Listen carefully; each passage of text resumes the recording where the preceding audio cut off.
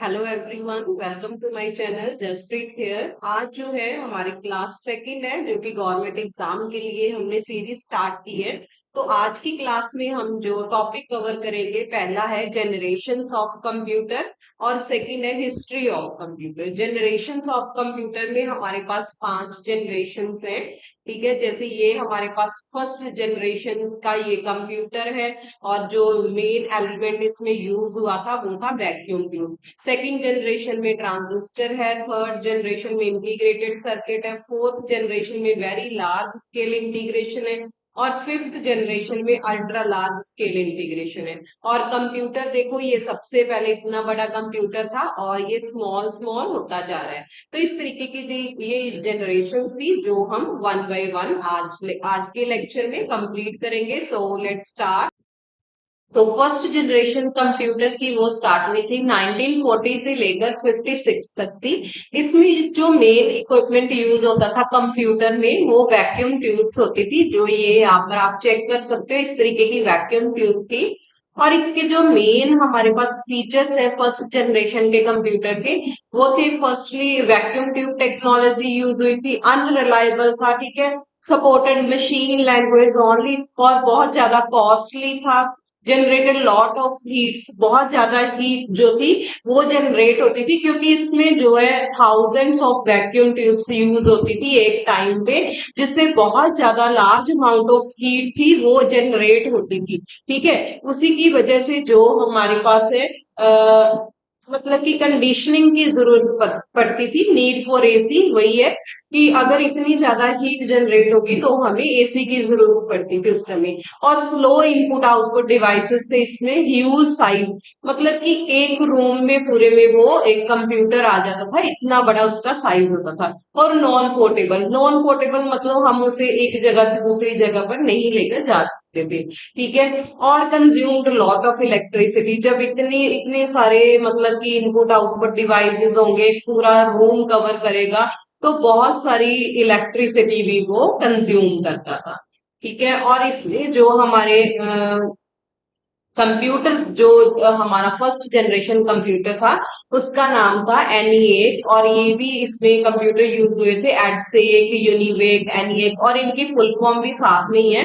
EDSAC की electronic delay storage automatic computer आया था, यूनिवेक यूनिवर्सल ऑटोमेटिक कंप्यूटर है, और ENIAC electronic integrated and computer था। ठीक है, नेक्स्ट इसमें था हमारे पास सेकंड जनरेशन कंप्यूटर। तो सेकंड जनरेशन कंप्यूटर में हमारे पास पहले तो ये 1956 ईयर में से लेकर 63 ईयर तक था। और इसमें जो मेन इक्विपमेंट यूज होता था वो ट्रांजिस्टर थे। ट्रांजिस्टर इस तरीके के होते हैं, और इसमें जो कंप्यूटर आया था वो इस तरीके से मतलब क्रिएट हो गया था जिसमें हम ट्रांजिस्टर यूज कर पाते थे। और इसके मेन फीचर जो थे सेकंड जनरेशन के वो थे, ये रिलायबल था as compare to first generation. हमने पढ़ा था कि फर्स्ट जनरेशन जो थी वो अनरिलायबल था, ठीक है, और इसमें ट्रांजिस्टर यूज हो रहा था, स्मॉलर साइज हो गया था as compare to first generation. जैसे फर्स्ट जनरेशन एक पूरा रूम कवर करता था, तो उसको उसकी कंपैरिजन इसका साइज जो था वो कम हो गया था। Generate less heat as compare to first generation, इसमें जो है लेस हीट जनरेट करता था और लेस इलेक्ट्रिसिटी कंज्यूम होती थी as compare to first generation. और ये फास्टर था फर्स्ट जनरेशन के कंप्यूटर के कंपैरिजन, लेकिन फिर भी ये कॉस्टली था और इसमें भी एसी की हमें जरूरत थी, एयर कंडीशनिंग की इसमें भी हमें जरूरत थी। और ये मशीन और असेंबली लैंग्वेज दोनों को सपोर्ट करता था। इसमें हमारे पास कंप्यूटर ये आ जाते हैं IBM 1620, IBM 7094, CDC यूनिवैक, ये वाले कंप्यूटर इसमें सेकंड जनरेशन में हमारे पास आ जाते हैं।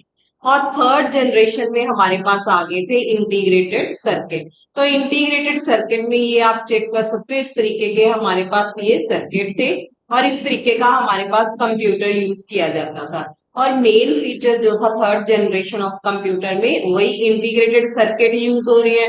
ये मोर रिलायबल था, मतलब दोनों जनरेशन के कंपैरिजन बहुत ज्यादा रिलायबल था। और इसका साइज आप चेक कर सकते हो, तो ये स्मॉलर हो गया था एज कंपेरेटिव उनके, और इस ये लेस हीट जनरेट करता था और उनसे फास्टर हो गया था। इसकी मेंटेनेंस बहुत इजी हो गई थी। देखो एक रूम में इतनी वायर्स और कंप्यूटर को मेंटेन करना थोड़ा मुश्किल होता है, लेकिन अगर उसका साइज जैसे इस तरीके से स्मॉल हो जाए तो उसकी मेंटेनेंस भी बहुत इजी हो जाती है, कम हो जाती है। लेकिन फिर भी ये कॉस्टली था, ठीक है, एसी की जरूरत इसे भी पड़ती थी, और कंज्यूम लेसर इलेक्ट्रिसिटी, कम इलेक्ट्रिसिटी कंज्यूम करता था, और सपोर्टेड हाई लेवल लैंग्वेज को ये सपोर्ट कर। और जो थर्ड जनरेशन लैंग्वेजेस थे, ये ट्रांजिस्टर को इन्होंने इंटीग्रेटेड सर्किट में कन्वर्ट कर दिया था। और ये जो इसमें देखो ये मेन फीचर थे, और ये कंप्यूटर जो था थर्ड जनरेशन का, वही की वो इंटीग्रेटेड सर्किट को यूज कर रहा है। और जैक किल्बी था जिसने ये इंटीग्रेटेड सर्किट को कंसेप्ट को डेवलप किया था 1958 में, ठीक है। और फर्स्ट जो हमारा आईसी इन्वेंट हुआ था वो यूज हुआ था 1961 में। तो ये जो डेवलपमेंट थी वो कंप्यूटर में क्या हो गया था कि साइज बहुत ज्यादा स्मॉलर हो गया था, रिलायबल हो गया था, और एफिशिएंट हो गया था एज कंपेयर टू जो हमारी पहली और दूसरी जनरेशन थी। और इसमें जो हमारी कंप्यूटर की एग्जांपल्स है, जो कंप्यूटर इसमें क्रिएट हुए थे वो थे IBM 370, IBM system 360, UNIVAC 1108, UNIVAC ESC 9000, ठीक है। इस तरीके के कंप्यूटर जो थे वो IBM कंप्यूटर इस जनरेशन में आ गए थे हमारे पास। और नेक्स्ट है हमारे पास फोर्थ जनरेशन। फोर्थ जनरेशन हमारा था 1971 से लेकर 85 तक। और इसमें क्या थे, इसमें इंटीग्रेशन सर्किट यूज हुए थे, लेकिन लार्ज नहीं, बहुत ही बड़े इंटीग्रेटेड सर्किट यूज हुए थे, ठीक है, very large integrated circuit use हुए थे। और इसमें माइक्रो प्रोसेसर का कंसेप्ट हमारे पास आ गया था, तो ये आप चेक कर सकते हैं इस तरीके के। और जो कंप्यूटर इसमें आए थे वो हमारे पास आ गया था एप्पल सेकंड 1977 में आ गया था, और IBM PC आया था 1981 में, ठीक है। तो ये देखो इस तरीके के हमारे पास कंप्यूटर थे, ये IBM होता है इस तरीके का, और ये एप्पल वाला था हमारा जो फोर्थ जनरेशन में हमारे पास आया था। और इसके मेन फीचर क्या है फोर्थ जनरेशन के, वही की कौन सी टेक्नोलॉजी यूज हुई है, वेरी लार्ज स्केल इंटीग्रेशन, ठीक है, वो टेक्नोलॉजी यूज हुई है। बहुत ज्यादा चीप हो गया था as compare to first third generation थी जो, वो सभी एक्सपेंसिव थी, क्योंकि बहुत ज्यादा वायर्स वगैरह काफी चीजें उसमें जो इक्विपमेंट थे बहुत ज्यादा थे, ठीक है, जिसकी वजह से वो बहुत ज्यादा एक्सपेंसिव था, मतलब महंगा था। लेकिन ये एज कम्पेयर टू सस्ता हो गया था, और ये पोर्टेबल भी था और रिलायबल भी था, ठीक है। पोर्टेबल मतलब हम इसे किसी जगह पर मतलब चेंज कर सकते थे, इसकी पोजीशन इजीली चेंज कर सकते थे, ठीक है। और ये रिलायबल भी था। और यूज ऑफ पीसी, तो हम अपने पर्सनल कंप्यूटर के तौर पे इसे यूज करने लग गए थे।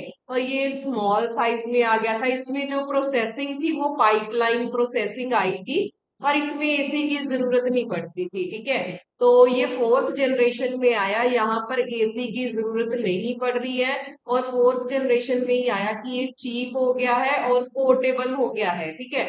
रिलायबल तो पहले वाले भी थे एज कंपेयर टू जो पुराने हैं उनके कंपैरिजन रिलायबल थी, लेकिन ये पोर्टेबल इसी जनरेशन में हुआ। साइज भी इसी जनरेशन में मतलब कि काफी ज्यादा स्मॉल हो गया, लेकिन थर्ड में भी हो गया था, इसमें ज्यादा स्मॉल हो गया।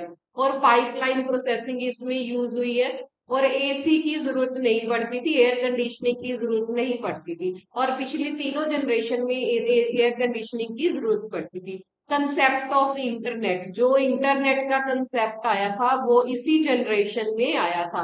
कहीं कभी कभी क्वेश्चन आ जाता है कि जो इंटरनेट का कंसेप्ट था वो पांचों जनरेशन में कौन सी जनरेशन में आया था, तो वो फोर्थ जनरेशन में इंटरनेट हमारा इंट्रोड्यूस हुआ था, ठीक है। Great development in the field of network, वही हो गया कि नेटवर्क की फील्ड की जो डेवलपमेंट थी इसी जनरेशन में हुई थी।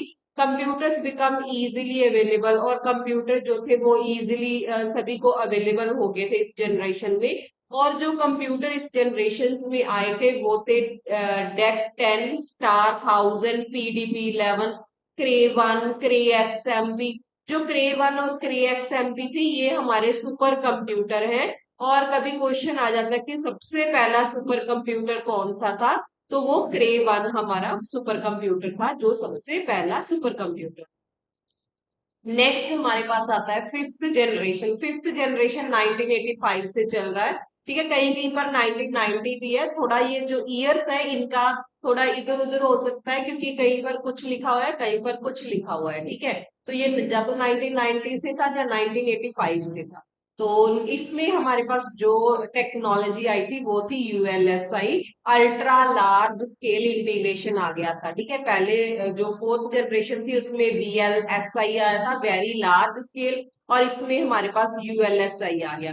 और पहली वाली जनरेशन थी उसमें हमारे पास पाइपलाइनिंग प्रोसेसिंग थी, इसमें हमारे पास पैरेलल प्रोसेसिंग आ गई। तो इससे रिलेटेड भी क्वेश्चन आ जाते हैं कि कौन सी पैरेलल प्रोसेसिंग किस जनरेशन में आई, पाइपलाइन प्रोसेसिंग किस जनरेशन में थी। और मेन इस जनरेशन में हमारे पास आर्टिफिशियल इंटेलिजेंस आ गया था, जो आजकल काफी ज्यादा की यूज हो रहा है, ठीक है। रोबोटिक वगैरह जो भी है उन सभी में आर्टिफिशियल इंटेलिजेंस यूज हो रहा है। तो आजकल के जो हमारी फोर्थ फिफ्थ जनरेशन के कंप्यूटर हैं वो इस तरीके के हो गए हैं, ठीक है। आपने देखा ही होगा कि इस तरीके के लैपटॉप, वॉच, मोबाइल, ये सभी फिफ्थ जनरेशन में हमारे पास आए थे। और इसमें हमारी जो फिफ्थ जनरेशन की फीचर्स है वो देख लो। आर्टिफिशियल इंटेलिजेंस यूज हुआ था, पैरेलल प्रोसेसिंग यूज होगी थी, और नेचुरल लैंग्वेज प्रोसेसिंग यूज हुई थी, ठीक है। नेचुरल लैंग्वेज, ये भी क्वेश्चन आ जाता है कि नेचुरल लैंग्वेज प्रोसेसिंग किस में थी। तो ये सॉरी, तो ये फिफ्थ जनरेशन में हमारे पास थी। और क्वांटम कंप्यूटिंग इसमें आ गई थी, कनेक्टिविटी वही नेटवर्किंग आ गई थी, रोबोटिक्स हो गए थे, ठीक है। ये यूएलएसआई है, ultra large scale integration circuits इसमें यूज हुए थे। तो ये कंज्यूम वेरी लिटिल पावर, मतलब इलेक्ट्रिसिटी बहुत ही ज्यादा कम कंज्यूम करता था।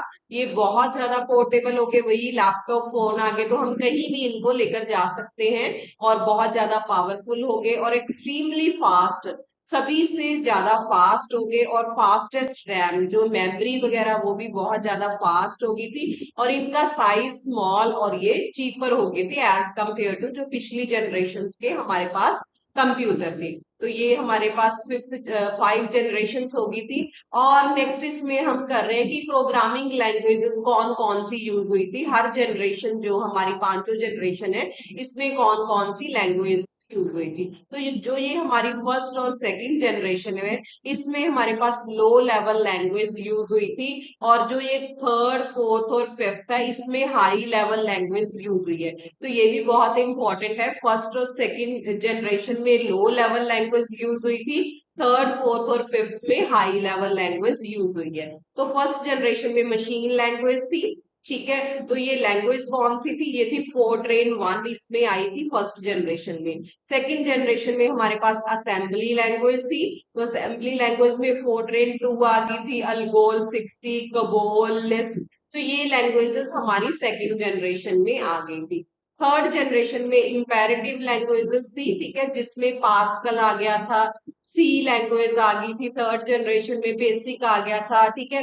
अल्गोल 68 आ गया था, अल्गोल डब्ल्यू आ गया था, सिमुला। तो कई कई बार क्वेश्चन आ जाता है कि जो सी लैंग्वेज है, जब पास्कल लैंग्वेज है, वो किस जनरेशन में आई थी। तो वो थर्ड जनरेशन में हमारे पास आई थी, ये पास्कल होगी और सी लैंग्वेज, ठीक है।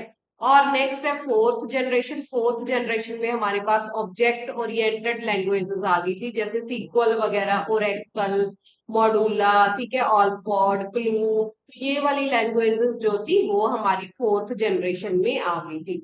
और लास्ट हमारी फिफ्थ जनरेशन में लॉजिक लैंग्वेजेस आ गई थी, जैसे आर्टिफिशियल इंटेलिजेंस लैंग्वेजेस, ठीक है। इसमें कंसेप्ट आर्टिफिशियल इंटेलिजेंस का ही आया था, और वही लैंग्वेजेस इसमें यूज हुई थी, आर्टिफिशियल इंटेलिजेंस लैंग्वेज।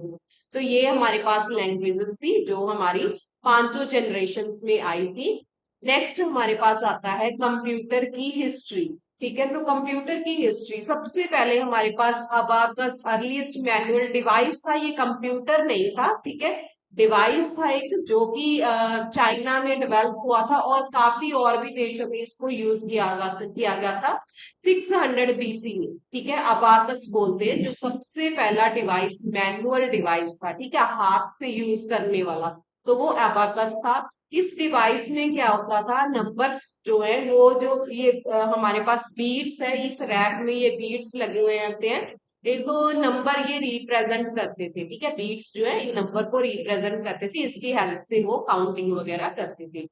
तो नेक्स्ट हमारे पास आ जाता है पास्कल्स कैलकुलेशन मशीन, ठीक है, पैस्कलिन इसका नेम है, पैस्कलिन इस पैस्कलिन भी बोल देते हैं और पास्कल कैलकुलेशन मशीन भी बोल देते हैं। ये फर्स्ट मैकेनिकल एडिंग मशीन थी जो कि ब्लेस पास्कल ने इन्वेंट की थी 1642 में। और ये मशीन जो थी ये ओनली लिमिटेड थी एडिशन और सब्ट्रैक्शन करने के लिए। इसमें ये देखो इस तरीके के नंबर्स हैं, तो इनको इसकी हेल्प से जो है कैलकुलेट किया जाता था। लेकिन इसमें सिर्फ जो बोलो हमारा जोड़ और जो हमारा माइनस होता है, घटाव होता है, सिर्फ वही इसमें होता था और कुछ भी नहीं होता था। तो ये इसी के लिए लिमिटेड थी। तो ये ब्लेस पास्कल ने की थी, तो ये पैस्कलिन है, पहला मैकेनिकल मशीन थी। नेक्स्ट आ जाता है एनालिटिकल इंजन। तो उसके बाद हमारे पास आया एनालिटिकल इंजन जो चार्लेस बेबेज ने इन्वेंट किया था 1834 में। और जो चार्लेस बेबेज है इसी के कंसेप्ट पर आज के सभी कंप्यूटर है। तभी जो चार्लेस बेबेज है इसको जो है फादर ऑफ कंप्यूटर बोला जाता है, पितामह ऑफ कंप्यूटर बोला जाता है। ठीक है, तो अब ये क्वेश्चन काफी बार रिपीट हुआ है कि पितामह ऑफ कंप्यूटर कौन है, तो वो चार्लेस बेबेज है। और जो ये मशीन थी एनालिटिकल इंजन जो चार्ल्स बेबेज ने इन्वेंट किया था, वो कैपेबल था परफॉर्म करने के लिए बेसिक अर्थमेटिक फंक्शन थे जो मैथमेटिकल प्रॉब्लम से रिलेटेड। अबाउट 60 एडिशन ये 1 मिनट में कर देता था। जो पहले था पैस्कलिन वो सिर्फ एडिशन और सब्ट्रैक्शन करता था, लेकिन ये हमारे पास अर्थमेटिक फंक्शन, कोई भी अर्थमेटिक फंक्शन है, डिवाइड या कुछ भी, ये सभी परफॉर्म कर पाता था। ठीक है, ये 1 मिनट में 60 एडिशंस कर देता था, जो ये इसने एनालिटिकल इंजन जो इन्वेंट किया था। और नेक्स्ट हमारे पास आ जाता है पंच कार्ड टेबुलेटिंग मशीन। इसमें क्या था, इसमें पंच कार्ड जो होते हैं वो इंसर्ट किए जाते थे, ये देखो इस तरीके से। और ये इन्वेंट हुआ था हर्मन हॉलेट के द्वारा, मतलब कि इसको इन्वेंट किया गया था एमआईटी में इन 1884 में। ठीक है, तो user has to handle rays of cards between each steps. जो ये स्टेप्स है उन सभी में रेज होती थी, जो कार्ड्स की पंच कार्ड की हेल्प से उन्हें अरेंज किया जाता था। ठीक है, तो ये पंच कार्ड आया। उसके बाद नेक्स्ट हमारे पास आ जाता है मार्क 1। मार्क 1 कंप्यूटर आया था, तो ये इन्वेंट हुआ था हॉकर्ड एकेन के द्वारा, हॉकर्ड यूनिवर्सिटी में कोलैबोरेशन विद आईबीएम के साथ कोलैबोरेशन की थी। तो ये आया था 1994 में। तो ये first successful general purpose digital computer आ गया था। क्वेश्चन आ जाता है कि सबसे पहला डिजिटल कंप्यूटर कौन सा था, तो डिजिटल कंप्यूटर हमारा मार्क 1 था। ठीक है, तो इससे रिलेटेड भी क्वेश्चन आ जाता है। तो बाद में जो, जब हम इसको कंप्लीट कर लेंगे उसके बाद मैं एक कंप्यूटर मतलब ओनली क्वेश्चंस की सीरीज, क्वेश्चंस पर भी एक वीडियो क्रिएट करूंगी, तो उसमें आप क्वेश्चंस देख सकते हो। तो ये successful general purpose digital computer था जिसका नाम था मार्क 1। हॉकेट एकेन ने इसे इन्वेंट किया था। उसके बाद हमारे पास आ जाता है एनईए। एनईए की फुल फॉर्म है electronic numeric integrated and calculator.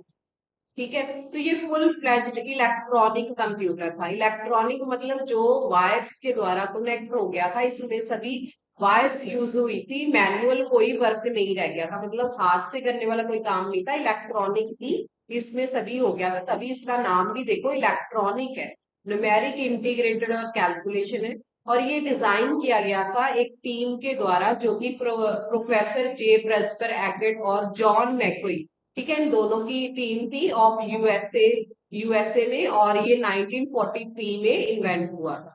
And ये जो है 1943 में इन्वेंट हुआ था इन दोनों के द्वारा।